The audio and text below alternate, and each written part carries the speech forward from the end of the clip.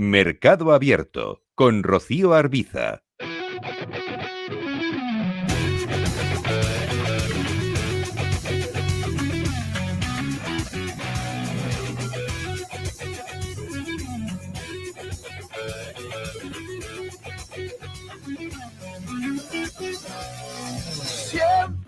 Comienza el consultorio de bolsa, estamos en Mercado Abierto en Capital Radio, estamos en el espacio en el que ustedes se convierten en protagonistas más, si cabe, de este programa, porque pueden participar con nosotros, porque pueden plantear sus dudas de inversión. Esta tarde a Carlos Doblado, analista de Black Bear Broker. Hola Carlos, ¿qué tal? Muy buenas tardes. Hola, buenas tardes, Rocío, ¿cómo estás? Bueno, hace un par de semanas que no hablamos, con festivos de por medio y demás. ¿Han cambiado en algo las cosas? Bueno, yo diría que un poquito sí, No lo un tiene poquito claro. sí. Un poquito sí, un poquito sí a mejor, vamos a decirlo. Así, a pesar de que hoy, pues, al final ahí hemos tenido un momento de ida y vuelta y que, oye, todo se tiene que ir confirmando. Por ejemplo, si nos fijamos aquí en el stock 600, pues podemos ver que en realidad, pues no, ¿no? Es decir, oye, sigues el lateral. Tenemos un soporte, tenemos una resistencia, hoy hemos intentado atacar esa resistencia y al cierre, pues nos metemos por abajo. El stock 600 nos puede valer un poco como referencia europea general, amplia, porque por ejemplo, si en vez de coger un stock 600 cogiésemos un stock 50, que podríamos decir que es como un Eurostoxx, pero tomando toda Europa y no solamente la zona euro. Pues si te fijas, en este caso, este lateral se produce prácticamente los máximos del año y muy por encima de la media de 200 sesiones. ¿Esto qué nos muestra? Pues que tenemos una bolsa bastante dividida.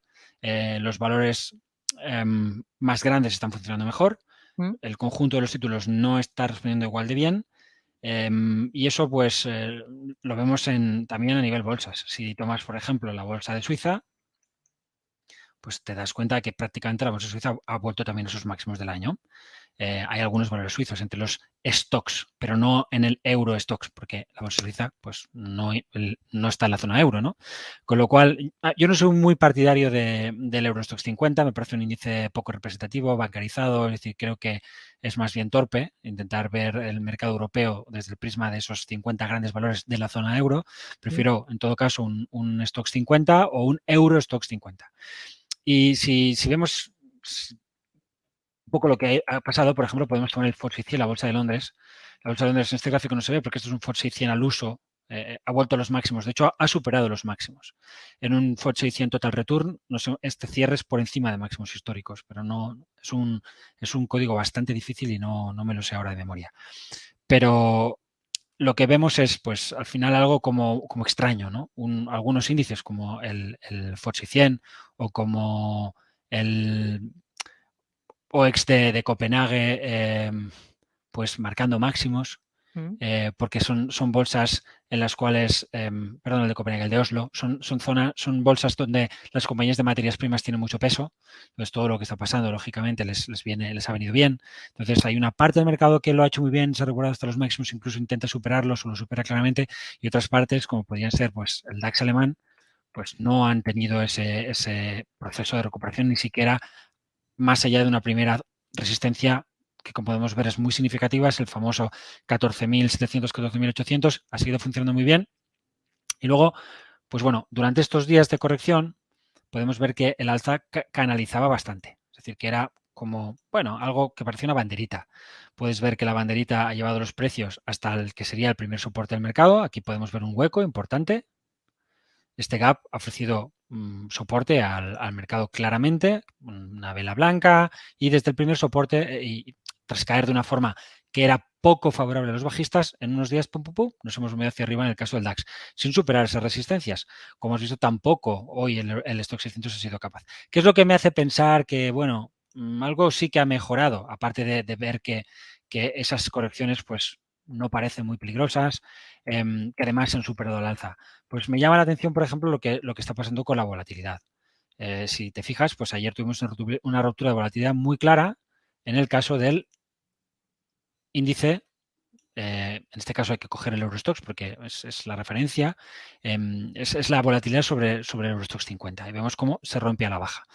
Que la volatilidad rompa a la baja es muy favorable. Podemos coger el propio el propio índice, en total return, y vemos que la misma clase de corrección que hemos visto en el DAX, pues la hemos visto también un poco en Eurostoxx. No ha canalizado tan bien, pero es algo, bueno, razonablemente aceptable. Y de hecho, ayer pues rompíamos un pequeño patrón de tipo doble suelo. O sea, es decir, que el mercado sosteniéndose de nuevo sobre ese, digamos, sobre ese hueco. Aquí podemos ver ese mismo hueco que antes veíamos en el caso del DAX. Pues ahí está. Y en esa zona del gap, pues el mercado se ha aguantado bien. Y se vuelve al alza. Pero quizá estamos en un desarrollo lateral más amplio. Podemos llegar hasta por aquí, caer. Entonces, si volvemos a caer, seguiremos en la misma lateralidad. Solo que no veremos un canal bajista, sino que quizá podemos tener, pues no sé, un patrón de este tipo y luego romper por arriba o romper por abajo y entonces estaremos recayendo desde las zonas de resistencia.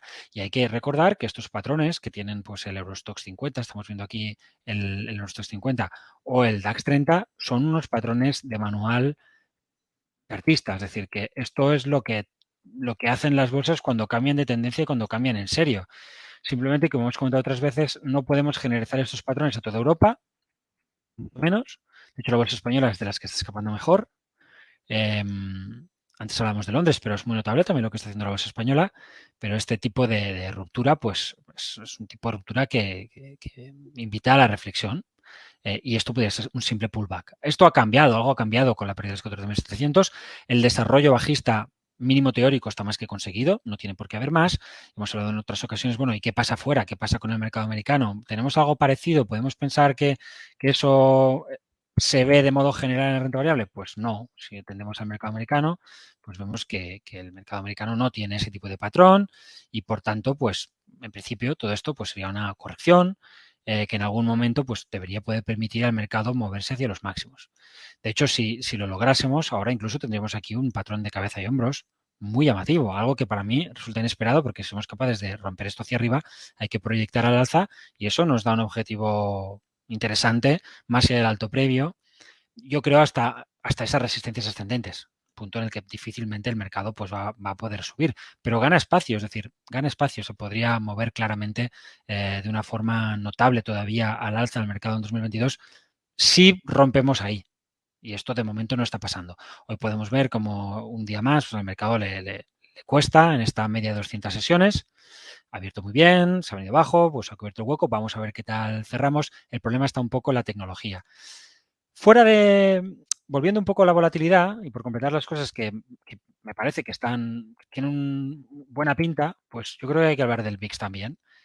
Si tomamos arriba el S&P 500 y abajo el VIX, podemos ver que... Vamos arriba al VIX. Aquí está. Podemos ver que estamos muy cerca de los mínimos de volatilidad de las últimas semanas. Es decir, hemos visto al mercado mucho más abajo, 4 o 5% más abajo con el mismo nivel de volatilidad. Esto quiere decir que este, digamos, movimiento a la baja que han tenido los índices en las últimas semanas no ha producido un repunte de la volatilidad.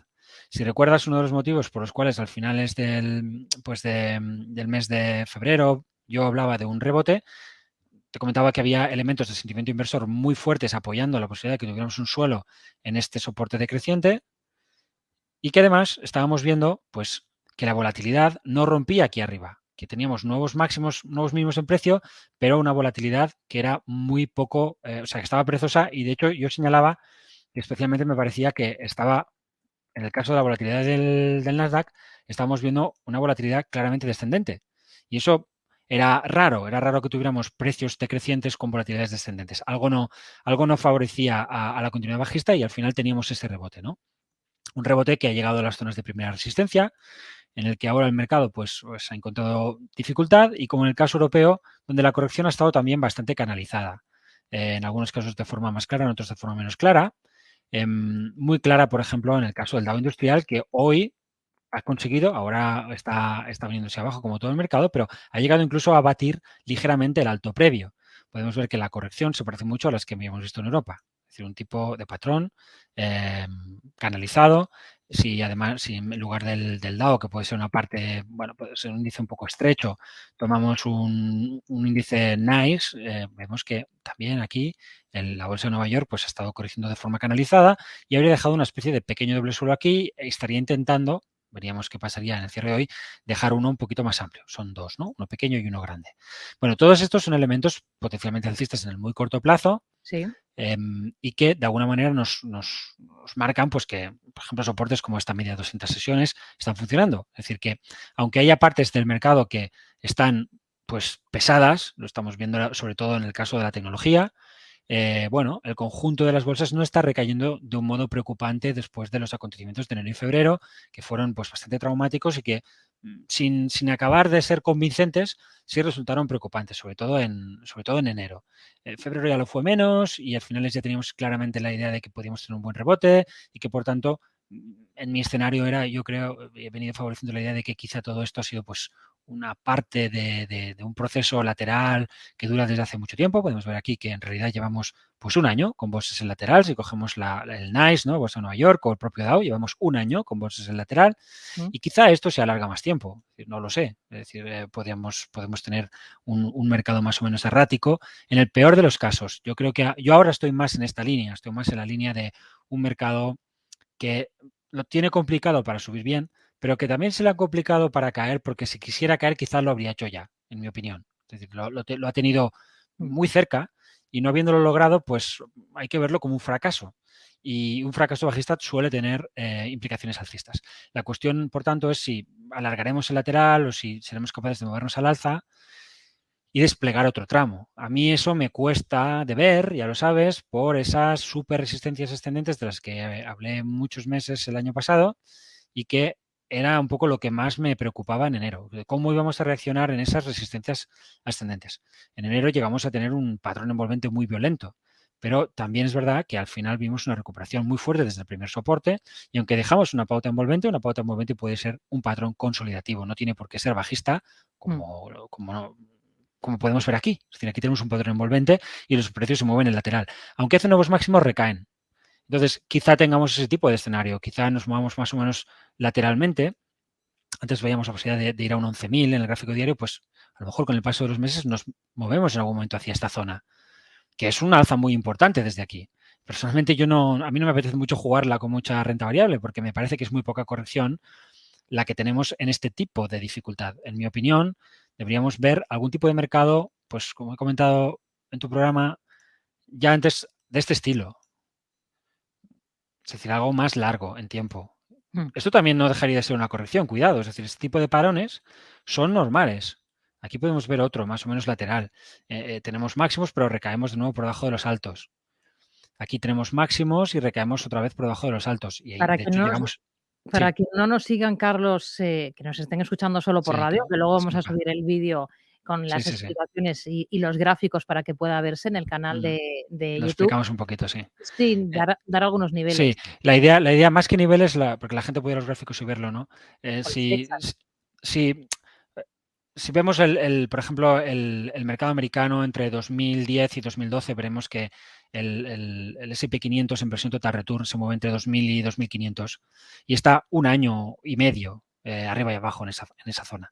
Luego, en 2014, 2016, volvemos a repetir, en este caso ya entre la zona 3.500 y 4.000 y el mercado está como 2 años arriba y abajo. Y luego, entre 2018 y 2020, el mercado tiene tres etapas correctivas. Tenemos una primera caída en torno al 10% a primeros del 18, luego a finales del 18 tuvimos 2 meses muy, muy duros o un trimestre muy duro al final del año. De hecho, fue un trimestre con un noviembre con ligeras ganancias y un diciembre de nuevo con fuerte corrección que nos deja en un suelo importante porque luego tenemos una recuperación importante durante todo 2019 que se pierde durante la crisis sanitaria. Pero esos episodios, primera corrección del 10%, luego corrección del 20%, luego corrección del 30%, no dejan de ser 3 fenómenos que forman parte de un proceso correctivo, es decir, de un tiempo en el cual el mercado está corrigiendo un alza del 70% que se ha vivido entre 2016 y 2018. Y eso, pues lo puedes hacer en tiempo, en profundidad y en algunas ocasiones, como en este caso, dado que hay, digamos que durante el proceso correctivo tienes nuevos máximos ascendentes, es decir, que estás subiendo a pesar de que las bolsas están en lateral, porque no hacen mínimos ascendentes, solo hacen máximos ascendentes, pues en ese proceso, digo, es tan amplio que puedes llegar a ver correcciones tan brutales como las que vimos en febrero o marzo del 2020, sin que eso te esté rompiendo la estructura que viene desde el año 2009. En mi opinión, el mercado ahora está en una fase, por la presencia de esa resistencia ascendente, que pasa por el 10.000 total return, que se podría estar desplazando hacia el 11.000 a lo largo del año, porque es una resistencia que sube el 1,1% al mes, y por tanto, desde diciembre hasta aquí, el mercado ha ganado un 4% de potencial, o desde enero hasta aquí, un 4% de potencial sin que la resistencia caiga. Si pasan 12 meses habrá ganado un 12% de potencial. Es el problema de las resistencias ascendentes. Hoy he sacado un vídeo en Netflix, en el Confidencial. Si alguien tiene un poco de curiosidad, que se vaya. Y verá cómo Netflix tiene este tipo de resistencia creciente. Igual.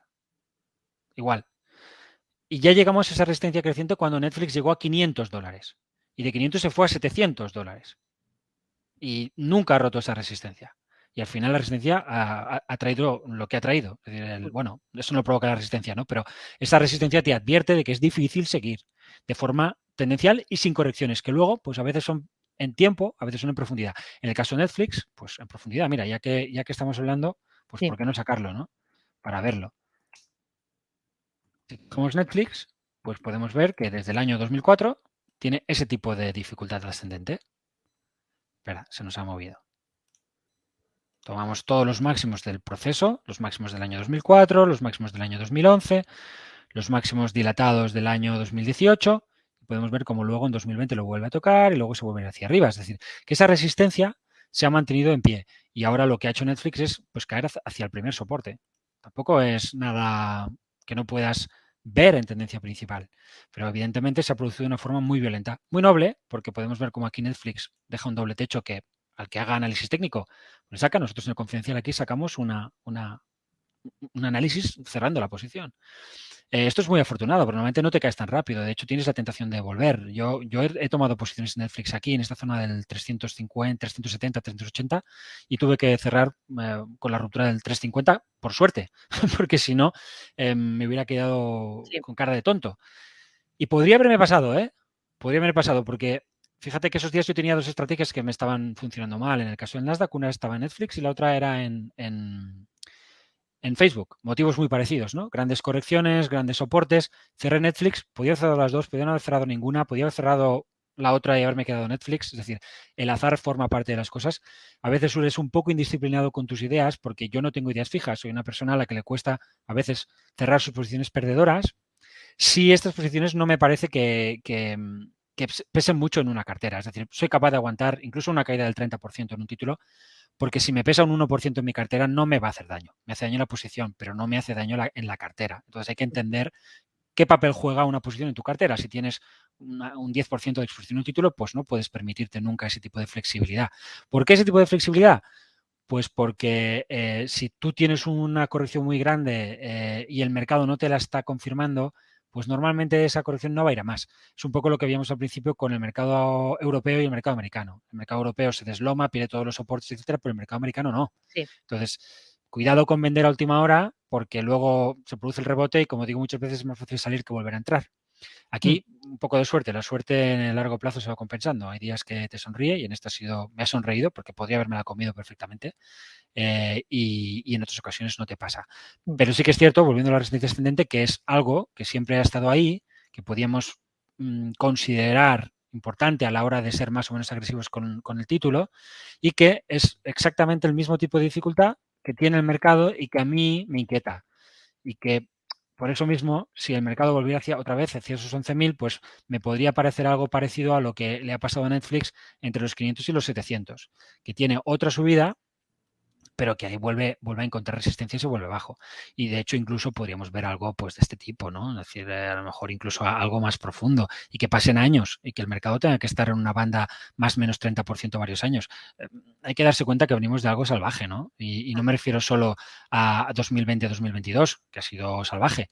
Me refiero al proceso 2009-2022, que puede ser ajustado en tiempo y profundidad en algún momento. Y quiero recordar que esas condiciones digamos, de necesidad de corrección en tiempo y profundidad las tenemos desde finales del año 2020. Es decir, tenemos un sentimiento inversor extremo propio de esos procesos y luego tenemos ya resistencias que te dicen, oye, en esas condiciones lo normal es que el mercado se tome su tiempo. Y yo hasta que no vea esas condiciones por el otro lado, o sea, un ratio put call que realmente me marque miedo, un Investors Intelligence que me marque miedo, que eso ya lo hemos visto. Hemos visto Investors Intelligence, pero no hemos visto put call. Con lo cual me inclino a pensar que eso acabará pasando y que para que eso suceda tendremos que ver de nuevo correcciones. Lo cual es bueno porque, honestamente, cuando tú estás aquí arriba, recuerdas que yo te he dicho, estoy por venderlo todo, irme a mi casa, ¿no? Al finales te comentaba durante el 2021. Y es por la idea de que tendré o un lateral amplio, incómodo, o una corrección profunda.